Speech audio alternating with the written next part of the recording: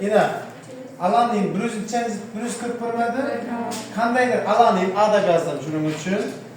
Kandaydır peptidni hosil qilibdi, plus n minus 1 suv chiqadi.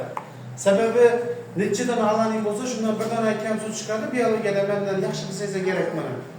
To'g'rimi? 10 dan alanayim bir bilan bog'lansa 9 suv chiqadi. 5si biriksa 4 chiqadi. 100i biriksa 99 suv chiqadi, to'g'rimi? Birni kam bo'ladi. Shuning uchun alanayimning oldina n qo'yib, suvning oldina n minus 1 qo'ydim. Hop, inabimiz 3000 chadir gram deb aytib qo'yibdi. 3560 gram ekan. Nimanikida? 28 64. Bundan buni aytsagan bo'lganmi?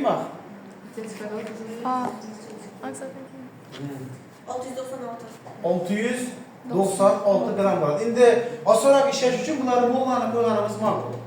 Buni moldan topib beraman. Massasi shuncha gram bo'lsa, alanning 89 molar massasi bo'lib bering. 3560 bölemiz. Birsiga nima mol tap, 18 bo'ladi.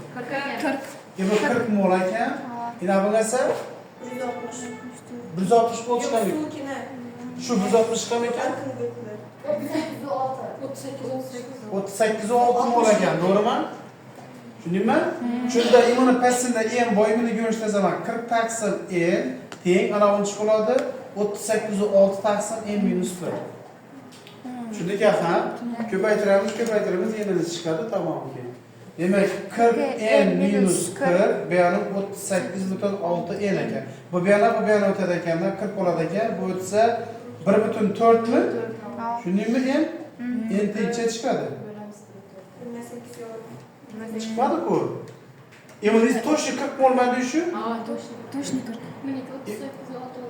He, shunday 6 deb aytasiz, 38 6 olsa. Shunda to'shi chiqmaydi bittasi bu. 38 67 desek ham bo'ladi mana. Shunda yana bu so'radi, bu yana o'tsa 1,333 chiqadi, ha? 1,333 chiqadi. Bo'lib beradi olsam, endi 30 chiqadi ekan. To'g'ri ekan, o'rta javob.